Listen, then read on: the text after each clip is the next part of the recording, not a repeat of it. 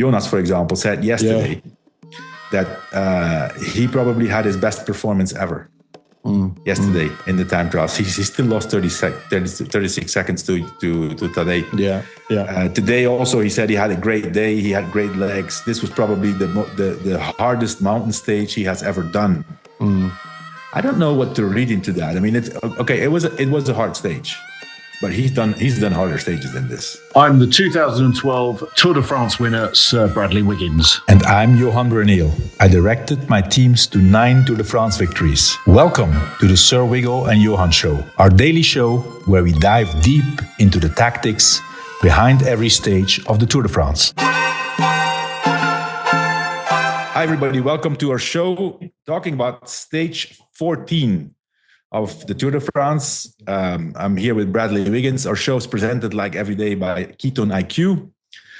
Bradley, from Luchon to Super-Bagnères, 180 kilometers, big mountain stage, 5,000 meters of climbing, the big climbs, Turmalet, Peyre-Sourde, Aspin, and then Super-Bagnères.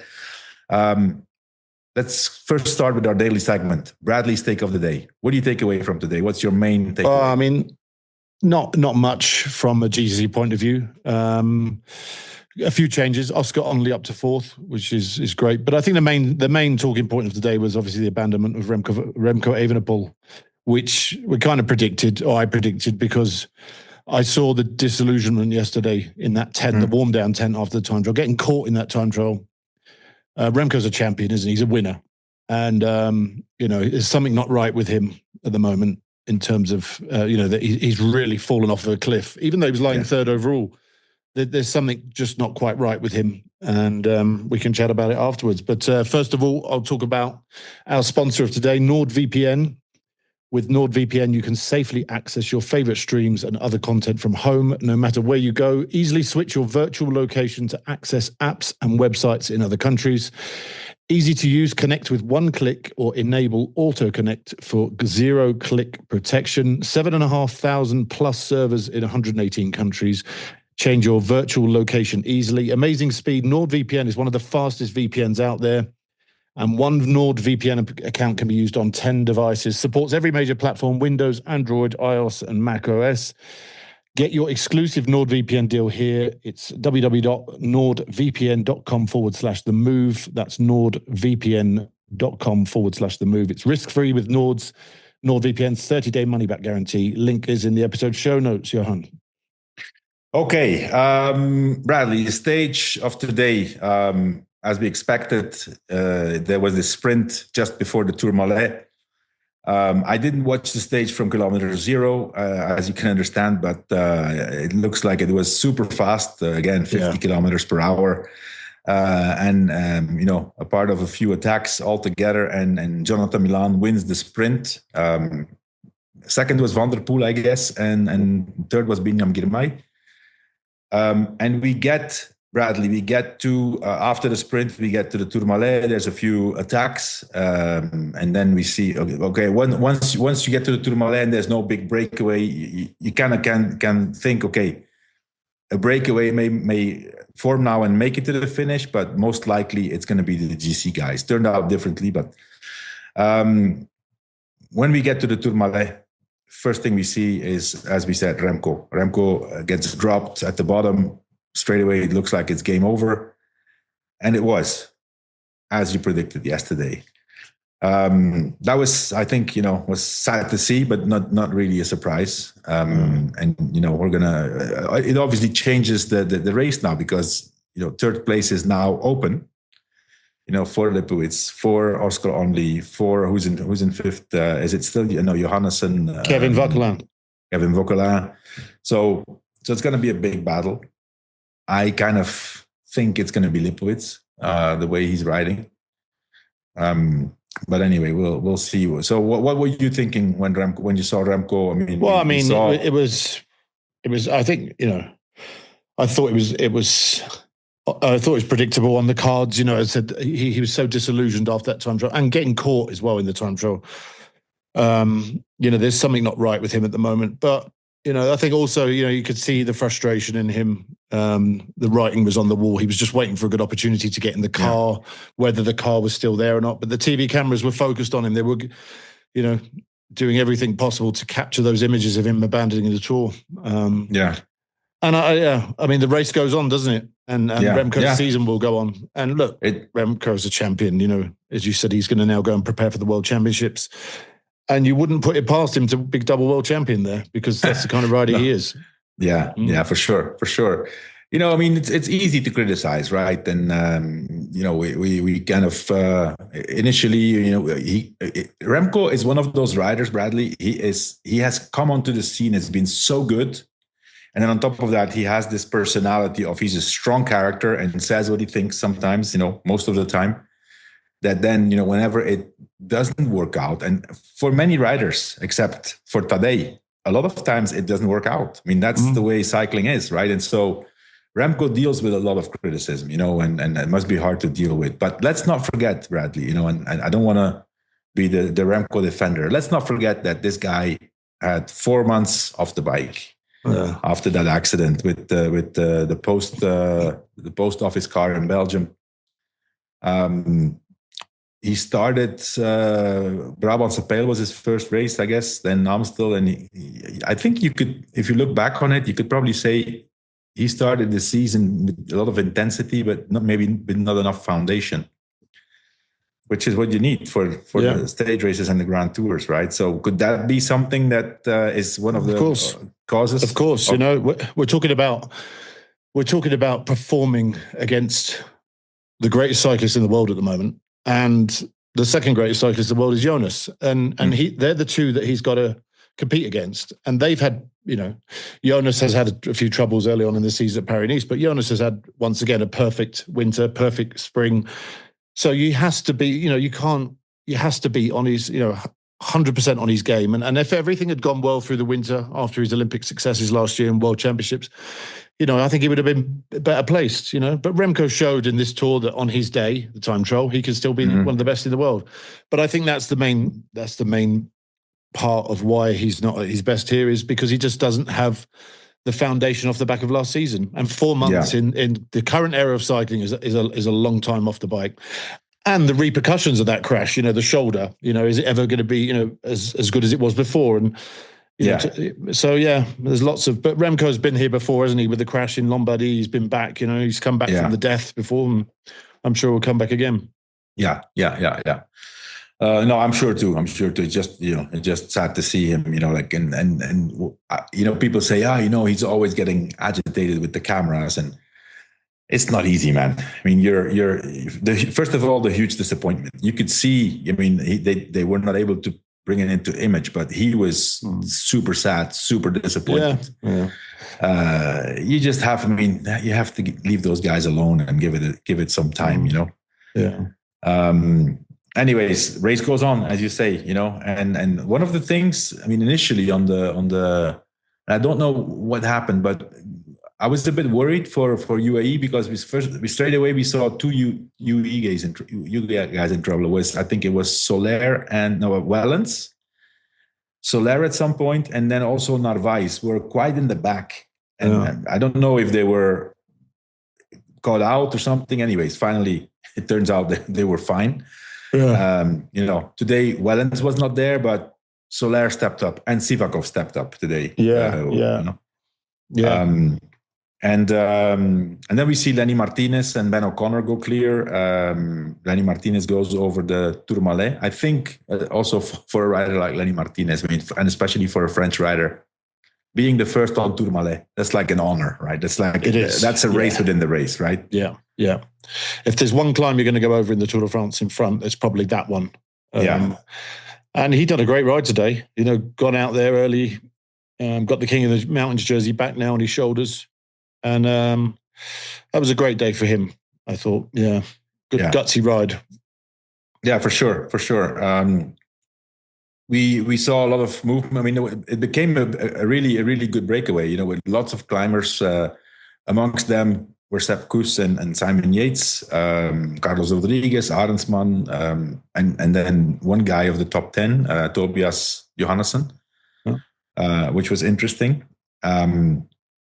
And the two Visma guys, I mean, initially, I don't know what were you guys thinking when you saw the Kuss and Simon Yates in there. Initially, I was thinking, okay, they sent them up, and Jonas is probably going to try to attack. I mean, I mean that would, in any other race, in any other era, that would be the tactics that you would think were happening. But I mean, against Tadej, that's never going to happen. I actually think it was. I actually think it was more a case of letting those guys explore how far this break goes, how far into the last climb this break goes in terms of getting a stage win, because I think that's all they can hope for at the moment. Yeah. And if the moment arose where that stage win wasn't looking like it was on the cards, they would still be able to fall back and maybe help Jonas in some capacity if it was needed. But the rider I thought did really well today, Victor Campenaerts. He was once again pulling onto the last climb of Super Bagnères. Unbelievable. I mean, the level of Victor Campenaerts in this Tour de France, and not just in this Tour de France, the whole season, because he's done all the races with Jonas. He's really found his niche now, isn't he, in that team? Yes. Yeah. But today was impressive. I mean, to be on Super Bagnères there when there was I think there was 12, 13 riders left, and you had Sepp Kuss and Simon Yates in the back and in the front, and it looked already like they were not going to be of a lot of use because they got dropped from the breakaway. Victor stayed there. I mean, otherwise Jonas would have been alone with 4 UAE riders. Yeah. Not that it really matters that much, right? Because once it really goes in the 5th or the 6th gear, it's the two of them. But yeah, Victor's amazing. Victor was unbelievable. But you know who was really amazing today, Bradley? Is Niels Pollitt. Yeah, I mean, he's good every day. That was he pulled the whole Turmalet. Yeah. And probably also the Aspin. Yeah. And then Sivakov and Marc Soler took over on the Pays de Sourde and on the last climb. But yeah, I mean, the roles are turned, aren't they? I mean, it's like Visma was initially this unit when they would attack with the numbers, and today UAE was there. Okay, they were. Yeah. Yeah, it was. I thought UAE were totally in control today. I thought they rode as they had to. Siakov was going back for jackets, I noticed, on the top of the Tourmalet because it was quite wet. And Niels Pollitt did a great job, as he has done on most. I mean, you think this guy was the guy who was riding pretty much on his own on the day that we were the Mur de Bretagne. And here he is a week later on the front of the Tourmalet. Great ride. And as I say, the team rode perfect today. Adam Yates was there. And they had everything in control. And I don't think Tadej even broke sweat on the last climb today. Didn't look like it. Well, when Jonas attacked, Tadej didn't even get out of the saddle. No. Yeah. Twice. The two attacks of Jonas were followed by, you could see. Anyway, from the breakaway, we have this big acceleration of Arendsman on the Pays de Sourde. And you could see, okay, this is an attack for the stage win, right? I mean, finally Ineos get their stage win, and well deserved. I mean, they were, I think they were with 3 guys in the breakaway initially. Carlos Rodriguez was there also, and also, I mean, another thing I noticed UAE, like now, for example, we see with Visma, we see that Jurgensen is off, and he's off several days in a row. He had a little bit of a bounce back yesterday, but today he was again back to kind of the same level of the Hotakam. In UAE, it seems to be different. Like they have one guy off, and then another guy comes to the front. Yeah. Today, for example, Pavel Sivakov, I think, did an amazing job. I mean, he was sick the other day when they, when he should have been there normally. Yeah, I was surprised about Wellens today, actually. I wonder if he's a little bit under the weather. Could be. Yeah. Or some people, I mean, like these fast starts also do a lot of damage, But I also thought Tadej used his team really well today and really economically. I think it was clear to me he wasn't trying to win the stage or attack or anything today. He was happy to let the stage go, particularly with his interview at the finish today. He was giving high praise to Arendsman, and I think he's becoming aware that if he dominates every stage now, is going to not, I think he's giving out, these are cadeaux, as they say, Yeah, I agree. Yeah. And I think he used his team wisely today, knowing that this going to be tough in the Alps. And I think the next time we see Tadej will be off the front at Mont Ventoux. I agree. Anyway, before we go on to the last climb, I want to talk about our presenting sponsor, Ketone IQ. As we all know, ketones are widely used in the peloton and in a lot of other endurance sports. My preferred format is the 10-gram ketone shot. No sugar, no caffeine. I actually had 2 of these. This morning, I did a 110-kilometer ride.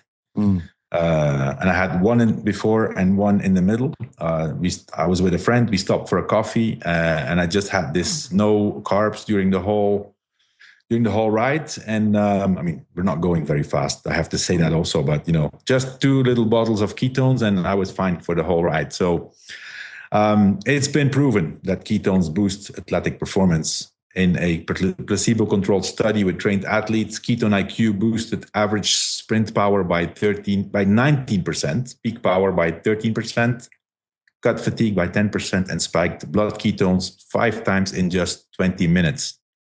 Additionally, it has now also been proven that ketones help with a faster recovery. Ketone IQ recently teamed up with Team Visma Leasebike and the Catholic University of Leuven to explore recovery and high-altitude adaptation. Their key findings are improved blood flow and higher muscle oxygenation for a better endurance and stamina. So take your shot, get 20% off your order at ketone.com/themove and use the code THEMOVE at checkout. So that's ketone.com/themove with the code THEMOVE. We get to the last climb, Bradley. By then, I think it's still a bit unsure, in my opinion, if Arendsman will make it. But basically, it all depends on the intentions of Pogaćar and UAE, right? Yeah, exactly. Yeah. Go ahead.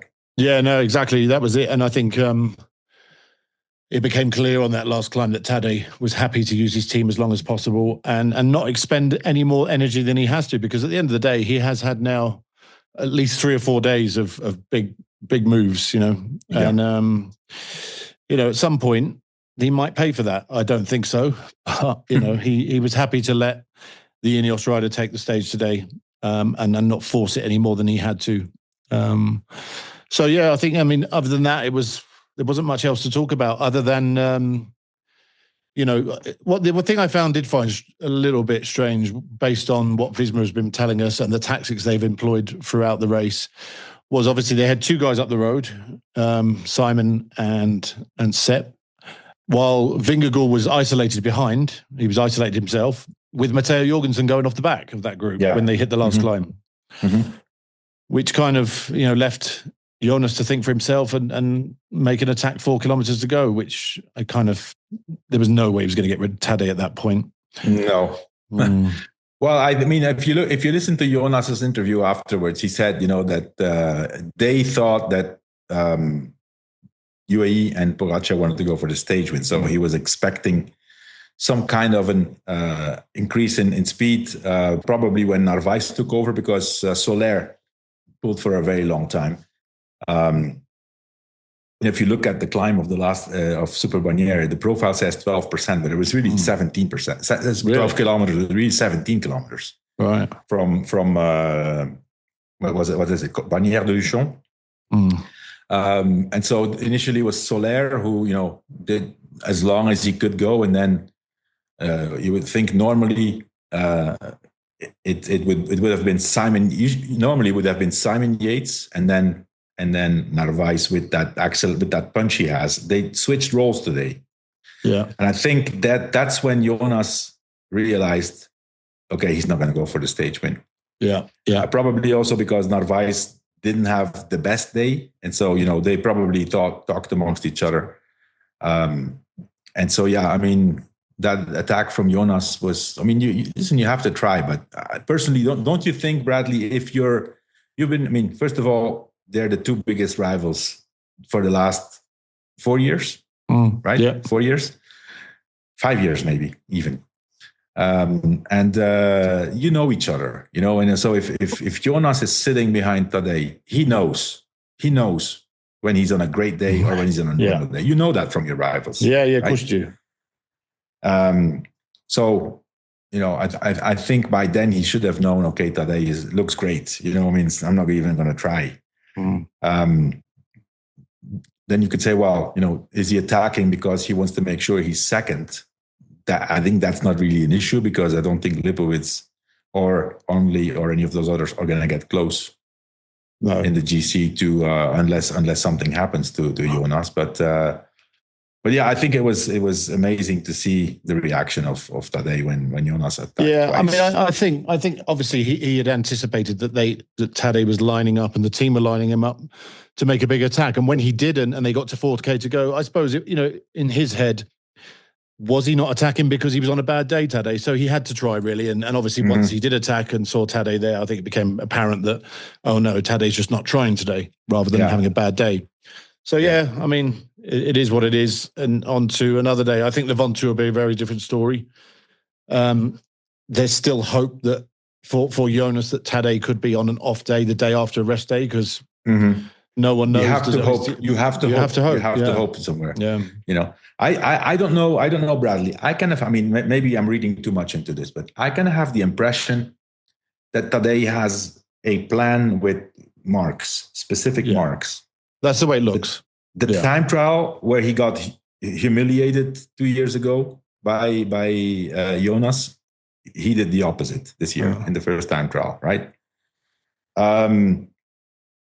The Ventum, in my opinion, Otakam, where he got dropped by Jonas and Wout van Aert 2 years ago. Same thing. Yeah. He went away.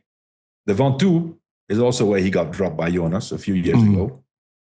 And I'm won the stage. expecting it's going to be the same win, same thing. Yeah. And also Col de la Loze. Col de la Loze is also... So I think those are the objectives of Tadej Pogaćar. I think. Don't you think? Yeah, it has to be. Yeah. He's got a clear idea now where this tour is won, but where he's going to consolidate the tour and finish it off. So, and I don't think today was one of those. The Pyrenees have gone really well for them.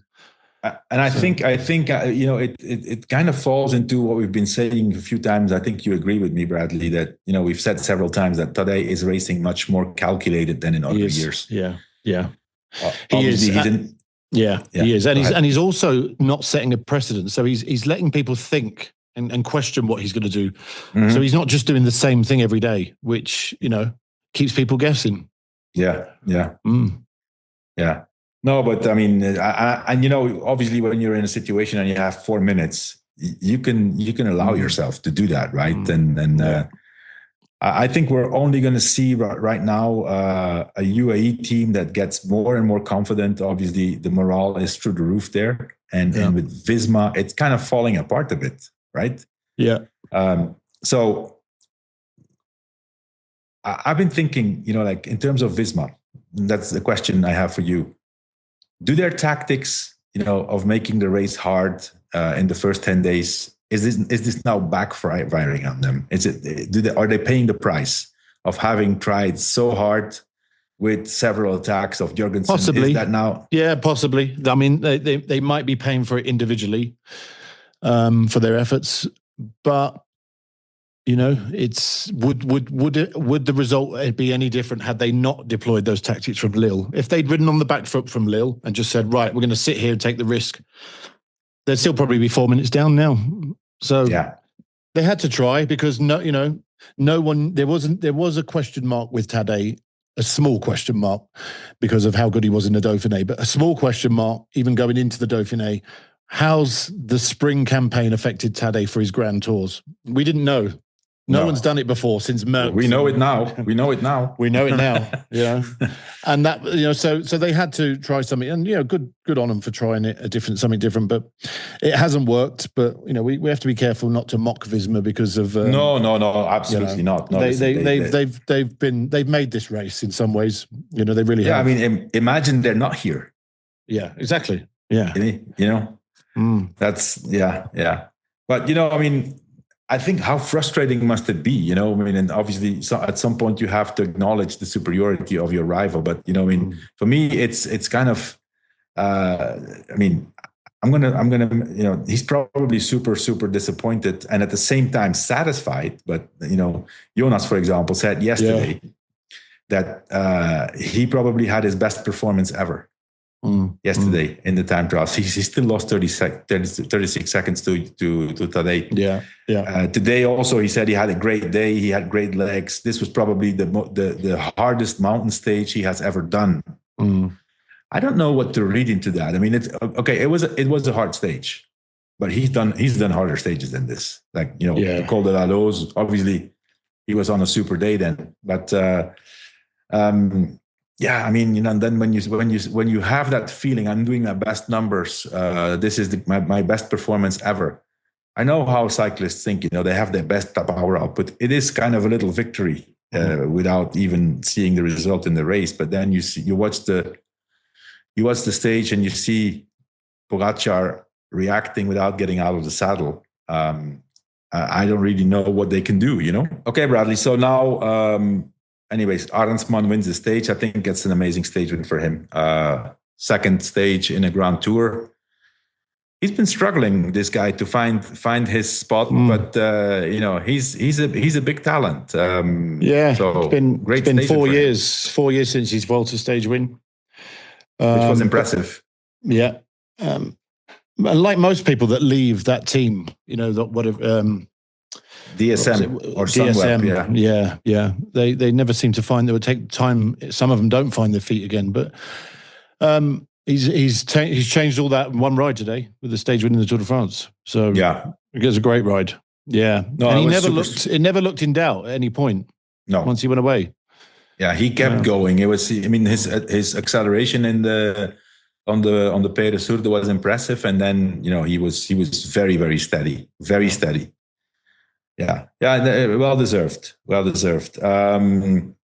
the GC now, Pogaćar, Jonas is at 4 minutes 13, so loses a bit of time again, some bonifications and a little bit of time. Anyway, 4 minutes 13 doesn't really matter. The third spot is now Florian Lipowitz, who is now confirmed the leader of Red Bull Bora. I think Primož was a bit disappointing to me today. I mean, after his third place in the time trial, we would both have expected him to be better today, no? Yeah.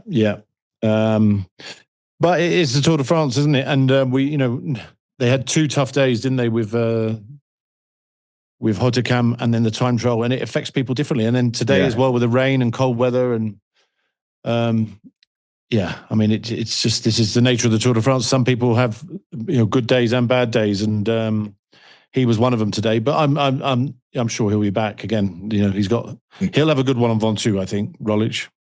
Yeah, could be. And someone like Lipowitz might have gone too deep today in order to get that step. As we see, don't know. It takes, we don't know what's going to happen. But it looks. I mean, he looks pretty solid, man. I mean, the first attack of Jonas, Tadej obviously reacted, and he came back, didn't he? Lipowitz, he came back to the wheel. He did. Yeah. I mean, imagine how this guy must feel. Top of the world at the moment. Yeah.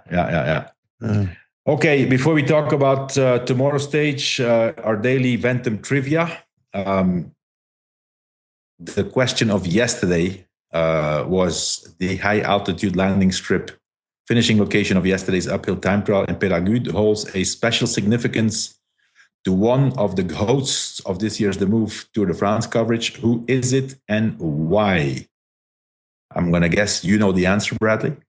It was the last summit finish of the 2012 Tour. Yeah, so the host of the move that's you. Yeah, and that's where you basically won the Tour. I mean, I mean, there was still a time trial, but it was time trial. By then there was So who won that stage? Do you remember still who won that stage? Alejandro Valverde. Yeah. Second, Froome, you third. Froome third, me third. Yeah. Okay, today's question for the Ventum trivia. The Queen of the Pyrenees needs no introduction. The Col du Turmalet is the most climbed mountain pass in the history of the Tour de France. The question is, in what year was it first featured in the Tour? So what year was the Turmalet, first featured in the Tour de France. So send your best guesses or the correct answer, if you know it, to ventumracing.com/themove, and you will enter into the contest to win a grand prize of $5,000 store credit towards any Ventum bike you want to purchase on the website. You don't want to wait until the end of the contest. Ventum is also offering a standing discount for the Move listeners, 10% off the whole site using the code TheMove10, and 20% off any NS1 bike you want to purchase with the code NS120. ventumracing.com/themove. Tomorrow's stage, Bradley. 169 kilometers. We have the profile here from Muret to Carcassonne. 3 climbs. I guess at this point, third category and second category climbs, we can't call it the mountain stage. It's a hard stage, 2,500 meters. What do you think? Breakaway? I think a breakaway, yeah. And we could see someone like Mathieu trying to go in it again. You know, he's close now, closer on the green jersey competition. That's a really interesting competition that's panning out with Tadej and Jonathan Milan. There's the best part of 30 points between them. And then you got Mathieu now on 191, who's come back into the fray. How many points is he behind? He's 60 behind Jonathan. But, okay. You know, there's a lot of points up for grabs tomorrow. Yeah, there's grabs. I mean, normally the first sprint track would kind of have to control it, and then Milan wins the sprint. But normally Mathieu will be second or third in that sprint, today.